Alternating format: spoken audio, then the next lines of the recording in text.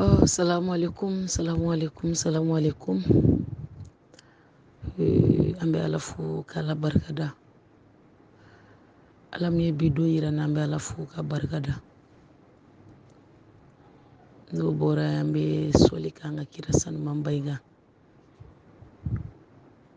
N'o ye Muhamadu ye, Rasulalahi, Habibalahi, Aminata den Abdulayi den, Umu Kurusumu fa, ani Zɛnɛbu fa, ani Kasimu fa, ani Fatumata fa. An b'a fo ka barikada ka sɔli k'a kan. N'o bɔra an b'an bɔkolo bɛɛ lajɛlen fo.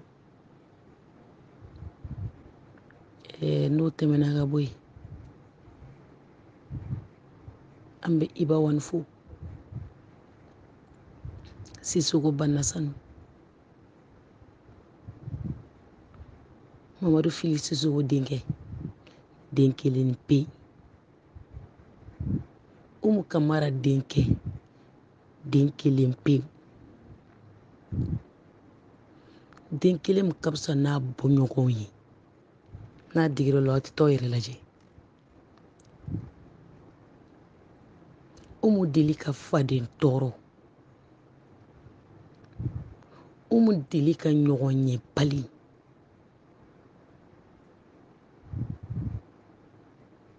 an b'a fo k'a barikada k'a waleɲuman dɔn k'a ni cɛsiri k'a ni kurazi. A kana kurazi pɛridi dɛ, wa a kana kɔfilɛ. A bɛ cogo min dɔrɔn a ka to ten. A bɛɛ bɛ kɛ cɛ kelen min na, a bɛɛ bɛ fɔ cɛ kelen min na. Mɔgɔ bɛ bila ka cɛ kelen min buruja, mɔgɔ bɛ sara ka cɛ kelen min buruja. N'a tɛ bɔ a taabolo kan, n'a tɛ yira, n'a tɛ siran, a tɛ bɔ a ja kan, a tɛ kuma, a t'a fɔ a finna. Explication t'a ni mɔgɔ cɛ. N kan b'o de ma, wara ni wara, waraba. E de b'i ɲɔgɔnnaw siri k'u bila. Ne tɛ u tɛ se ka fɔ n'u yɛrɛ. Umu deli ka ɲɛ kelen, Sakunusa, number 1, l'homme le plus riche de tous les temps, Kanku Musa. I dan sɔgɔ i ni ko dɔgɔnin. An b'i fo k'i barikada parce que e de kɛra sababu ye k'a to anw farila ɲɔgɔn kan, k'anw kɛ ba kelen fa kelen ye, k'anw kɛ kɔrɔ ni dɔgɔ ye. N'o ye gilajaw ye ani gilajatirisiw ye. N'o bɔra yen n bɛna cɛ min ka plateau kan, Ozoke, l'incontournable, l'infatigable Ozoke. Ozoke i ba nin na dɛ, i ba kama. Ozoke i fa nin na, i ba kama. Ozoke i yɛrɛ nin na, i ba kama. Tɔɔrɔ foyi tɛ tɔɔrɔ ye min ma da i ka i ba kama. I ko Iba, i ko jamana in. I ko k'i bɛ Mali rap bɛɛ fɛ, mais mɔgɔ de kana se mɔgɔ ma mɛnɛ, mɔgɔ de kana mɔgɔ tɔ i ɲina, mais i ka personnel ye Iba Wani de. N b'i fo k'i barikada. Bɛɛ tɛ se ka tugu Iba kɔ. N'i tɛ cɛ jɔlen i tɛ se ka tugu Iba kɔ. N'i tɛ muso jɔlen i tɛ se ka tugu Iba kɔ. N'i nata ka bɔ i tɛ se ka tugu Iba kɔ. Ni fɛn ka di i ye i tɛ se ka tugu Iba kɔ. N'i ja man gɛlɛn i tɛ se ka tugu Iba kɔ. N'i tɛ cɛ gɛlɛn k'i sen bɛ dugumakolo sɔrɔ e tɛ se ka tugu Iba kɔ. Parce que o b'i sɛgɛn. N'i ko Iba fɛ dɔrɔn i bɛ sɛgɛn de. Baneni faneni mɔgɔw bɛ ci i ma fɛn bɛɛ. Ozoke an b'i fo k'i barikada k'i waleɲuman dɔn. I seginna ka na a diyara an ye. Merci beaucoup. N'o bɔra yen n b'an ka siti mɔgɔ bɛɛ lajɛlen fo. Timi Gilaja Ozoke ye mɔgɔ n b'o bɛɛ fo. Kanku Musa n b'u bɛɛ lajɛlen fo. N bɛ Buki Bozila n b'a fo. Ale min ye Timi Gilaja président ko n b'a fo. N bɛ Bata fo. Gilajatirisiw ka ɲɛmɔgɔ ko n b'a fo. N bɛ bɛɛ lajɛlen fo. N bɛ n yɛrɛ woloden fo. Mɔgɔ tɛ se ka den dɔn k'a kɔ don i yɛrɛ la. N'o ye Sulakata Bulu Maliki. Sulakata n b'i fo. N'o bɔra intervention fitinin de bɛ ne bolo. N bɛ ka min ye réseau kan. N m'a lajɛ ka ɲɛ kosɛbɛ mais mɔgɔw ka rumeur. Fila bɛ n bolo k'a fɔ roi 12-12 n b'a ta tɔgɔ ma ne tɛ siran. N ma Gilaja kama roi 12-12. I ka réconciliation a tɛ i k'a ɲimi. Roi 12-12. I ka Mali rap réconciliation a tɛ i k'a dun. An t'a fɛ. An t'i ka réconciliation fɛ. Tɔgɔ min ka di i kɛ anw tɛ tɔgɔ d'i ma.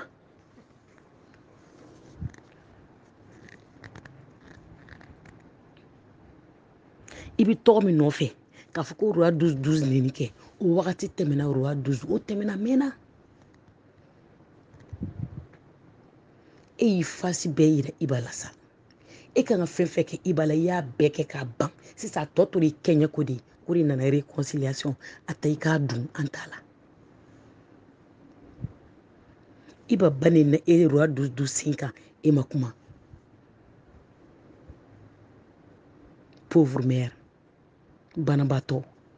e ma hinɛ e ma makari Iba bannen na i sen kan i ma kuma Iba ka muso ko bɛɛ kɛra i sen kan i b'a kalama e ma kuma Iba ka denko kuma bɛ k'i sen kan i b'a kalama e roi 12 e tile kelen ma de ka kala don ɲinɛ ka bɛn n'a ye fɛn bɛɛ fɔra Iba ma i b'a bɛɛ kalama a bɛɛ bɛ planifier i fɛ yen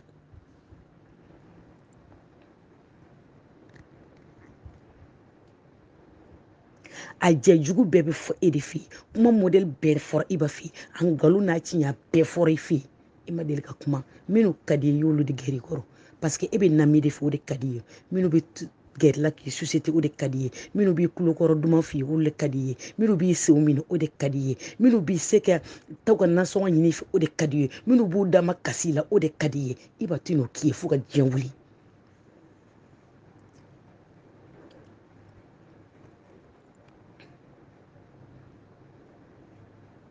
e y'i seko bɛɛ kɛ mɛlɛkɛnin na foutaise tɛ foutaise i y'a bɛɛ k'a la kɔrɔmatigɛli tɛ kɔrɔmatigɛ i y'a bɛɛ k'a la i ye diɲɛ foyi tɛ yen i ma min kɛ Iba la ni Iba ye mobili san i bɛ taa mobili kolon dilan i bɛ taa di gazipi ma i tɛ se ka fadenya ni Iba la fo ka diɲɛ wuli parce que aw tɛ mɔgɔ nasuguya kelen yɛrɛ aw tɛ mɔgɔ caractère kelen jago madre petit minnu b'i sen fɛ i n'i ka waritigɛ bɛɛ hadamaden mɔgɔ bɛ se ko dɔ la i b'i tɔ to wallahi n'i ye seko bɛɛ kɛ n'i kale ala la i kɛɲɛ ko b'i kɛɲɛ roi 12 e b'i kɛɲɛ ko de la bi ni maligira po mɔgɔ farala ɲɔgɔn kan o ka di ye ni mɔgɔ min kɛra i fɛ o kɛra Sidiki fɛ ni mɔgɔ min kɛra i fɛ a bɛ komi o kɛra Talibi fɛ ni mɔgɔ min kɛra i fɛ a bɛ komi Gazi fɛ e ka parti dɔnnen don anw gilajɛw tɛ fara o kan fo ka taa dugukolo meleke don min na anw bɛ to gilajɛ la anw tɛ fila mana n'u ye koyi aw bɛ se ka mɔgɔ minnu bɛrɛnna k'u hakiliw san olu bɛ yen o tɛ anw ye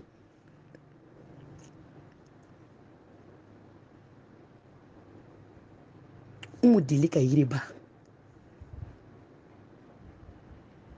mun i t'i sama a nɔfɛ a ka jan ne mɛ i tɛ se k'i sama a nɔfɛ n'i y'i bolo bɔ dɔrɔn yiri min bɛna kundama kɛ i kundama na i bɛ se k'a bulu bɔ a bulu b'i nafa wa a fara b'i nafa wa n'i sigira suma kɔrɔ o de ka di n'a bɛɛ o de ye Iba wali ye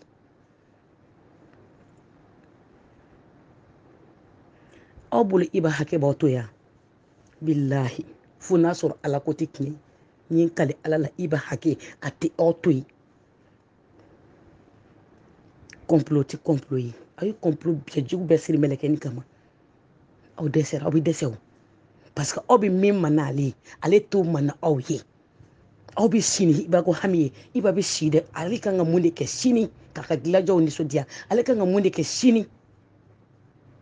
min bɛ gilajɛw lafiya aw bɛ hami de an bɛ Iba détruire cogo di an bɛna mun de sɔrɔ ka Iba détruire an bɛ mɔgɔ jumɛn sɔrɔ min b'a ba neni an bɛ mɔgɔ jumɛn sɔrɔ min b'a fa neni an bɛ mɔgɔ jumɛn sɔrɔ min bɛ nkalon jugu da la ala t'a nɔgɔya aw ye aw b'a sɔrɔ mɛ ala de t'a nɔgɔya a tɛ bɔ tɛnɛ na ka tarata sɔrɔ i m'a ye foyi tɔgɔ effet foyi tɔgɔ k'o la effet kisɛ kelen t'a la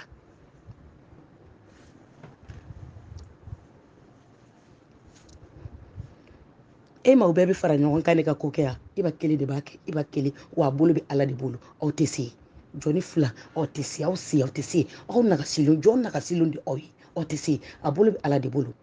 wa a jiginbaga tɛ yen aw ka réconciliation a y'a dun aw ka réconciliation a y'a ta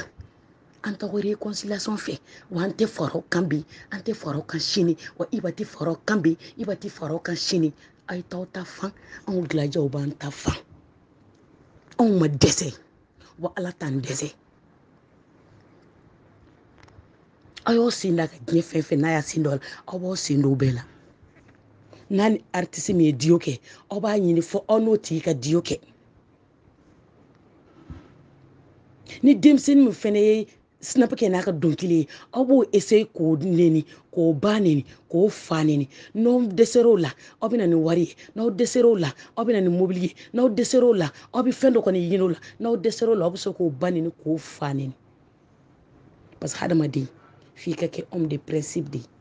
principe de bɛ anw na o de kama an tugura Iba kɔ parce que Iba yɛrɛ ye homme de principe de ye Iba yɛrɛ ye homme de principe de ye denmisɛnnin min don hakili de b'a bolo wa denmisɛnnin de don a bɛ balike kuma lamɛn wa kɔjama ka ca n'aw kɔjama ye makɔrɔba mun b'a kɔ o de ka ca ni banasi ye minnu bɛ kuma fɛ dogo ni bangela o de ka ca ni banasi ye o de kama a tɛ se ka don aw ka jan kɔnɔ fo ka diɲɛ wuli aw kana da nin jan ma dɛ a ye jan wɛrɛ kɛ ala b'aw dɛsɛ walahi ala b'aw dɛsɛ walahi ala b'aw kɔli parce que a ma deli ka s'aw ma surtout toi ne ye ɲɛnikɛla ye bi ko tɛ o n'e bɛ fɛ ka ɲɛni de kɛ ka Mali rap fara ɲɔgɔn kan i kun bɛ se don min na o don e ban'o don i ye i vanze ala de ma sɔn wa i tɛ se e tɛ se k'i dɛsɛ ni mɛlɛkɛnin kɛ fɛn min i tɛ se i tɛ se k'i kɔkɔ da n'i kɔkɔ da nin kɔkɔ la ɲɛ kali ala la i kɔkɔ bɛ pɛrɛn o kɔkɔ pɛrɛn de nana bi ko Mali rap ka fara ɲɔgɔn kan e bɛ parti pris la ko Mali rap ka fara ɲɔgɔn kan e bɛ fan dɔ fɛ e tɛ fan dɔ fɛ ko Mali rap ka fara ɲɔgɔn kan ni dusukun jumɛn ye o dusukun mɔdɛ jumɛn de b'e bolo o la a fɔ n ye n ka mɛn i tɛ Iba fɛ anw t'i fɛ n'i tɛ Iba fɛ anw t'i fɛ bi anw t'i fɛ sini wa anw jugu Iba ennemi y'anw ennemi de jusqu'à vie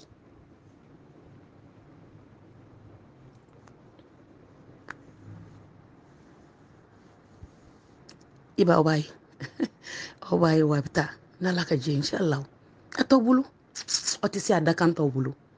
ala t'a dɔn ma ala y'a ɲɛ dogo aw la a mɛnna wa aw bɛ to ni dibi de la fo ka taa min kɛ don min na a m'a min a m'a bɔ a ma s'i ma a ma de ka kuma i fɛ yɛrɛ barika ni duwawu rappeur ma Iba kɔni tilala ka building jɔ la a tɛ taa building jɔ a ye taa building jɔ a ye taa building jɔ denmisɛnnin tɛ se ka gɛrɛ a la hali min nana k'i bɛ Iba tanu o ye problème d'i bolo n'i nana k'i bɛ Iba tanu o ye i ba bɛ neni i fa bɛ neni i bɛ buruja o y'a dande ye dɔ kana don dɔ kana ne wele k'i bɛ ne ban neni ko parce que ko Iba ko ne bɛ Iba fɛ n baneni f'i ma depuis ala y'i dɛ ma de ka baneni min i tulo la ne tɛ taa convocation tigɛ wa i bɛ n ba neni a sɔrɔ enregistré bɛ ne kunna ne bɛ enregistré fɔlɔ i bɛ n ba neni n bɛ n ta sara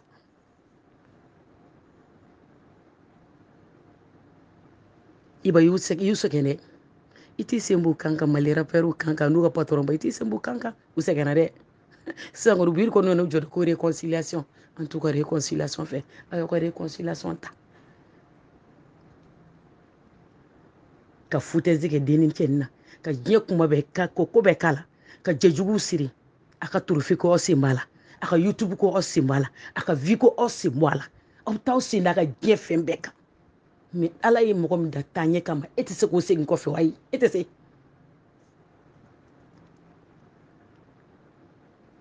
o y'o fara ka bɔ a la ala n'a kira kuma k'o fara an na an t'a la bi an t'a la sini aw ka réconciliation a y'a ta dɛsɛ kɔdan de y'aw ta ye dɛsɛ kɔdan den aw ye diɲɛ kuma ko bɛɛ kɛ aw dɛsɛra aw tɛ se o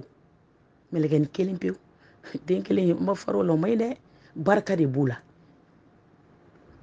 bɛɛ b'i disi gosi ko n ba bɛɛ ba man ɲi mali la an bɛ yan ko bɛɛ ba man ɲi bɛɛ ba ma ɲuman kɛ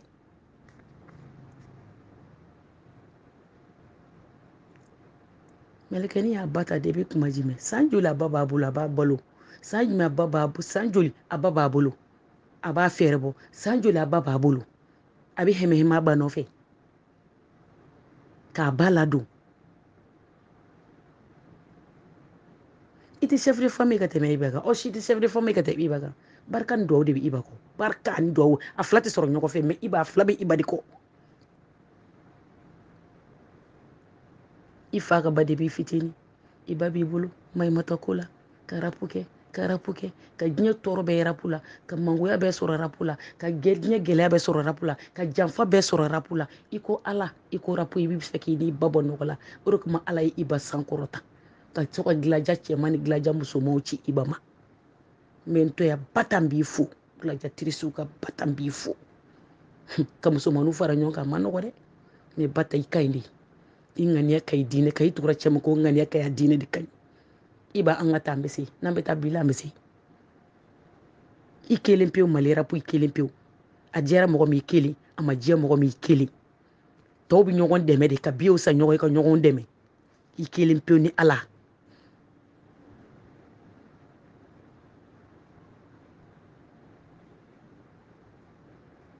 i b'a ala ka barika don i la n dɔgɔnin ala ka n'i labila ala kana jugu ba i la ala kana jugu se i la sinon n'i ti mɔgɔ fɛ i tɛ fara a la mun na ni subagaya t'i kɔnɔ i ba t'a da dɔgɔ diɲɛlatigɛ foyi la a t'a da dɔgɔ vie privée la a t'aw ba nini a t'aw fa nini sinon caman ka vie privée man ɲi dɛ bamakɔ sigila yan hali bi caman ka vie privée man ɲi dɛ caman ka vie privée man ɲi dɛ n bɛ segin a kan caman ka vie privée man ɲi dɛ aw t'an to yen i b'a de kangari da bɛɛ ye mɔgɔ si ka n'i da don mɔgɔ ka vie privée la ka bɛɛ n'i kungo to ɲɔgɔn na sinon aw bɛ kuma kelen min fɔ i ba ma an bɛ se ka tan de fɔ aw ma a bɛɛ b'aw la mɛ n b'aw to yen ni ala ye n'aw sera i ba ma an y'aw kɔɲɛ yira ala la i ba ma de ka se aw ma a t'aw ka sira la a tɔw aw bɛ se jajaja min na a tɛ s'a ɲɔgɔn na i ba maralini don a ba fɛ i ba maralini don a somɔgɔw fɛ makɔrɔba minnu b'a jukɔrɔma don dɔ i ba maralini fɛ parce que a bɛ lamɛnni kɛ aw n'a tɛ kelen ye a cɛ ka ɲi bote b'a la a bɛ pari sara b'a la darajiya b'a la jolimandiya b'a la a kalmelen don a poselen don bingini yɛrɛ ɲuman a tɛ girin-girin ayi foyi tɛ girin-girin aw bɛ fɛ a ka sama nɔfɛ yan a t'a kɛ bi a t'a kɛ sini i t'a bɔ hɔrɔnya la i ma deli ka bɔ k'a tɔgɔ de bɔ hɔrɔnya la i t'a bɔ hɔrɔnya la hali fitinin hɔrɔn de hɔrɔn kulo bilen Sisoko Banna Sanu ale de bɛ tan kɛ cɛw la a taatɔ la a segintɔ n'a ye min sɔrɔ i ɲɛ a b'i ci disi la ka tɛmɛ foyi tɛ bɔ a la hɛrɛ kɔ wa c'est Mama Gladia en chair et en os a ye nin kolonkolon ka taa di réconciliation mɔgɔw ma k'an t'u ka réconciliation fɛ k'u k'a ta u k'a dun merci à bon entendeur salut c'est Mama Gladia en chair et en os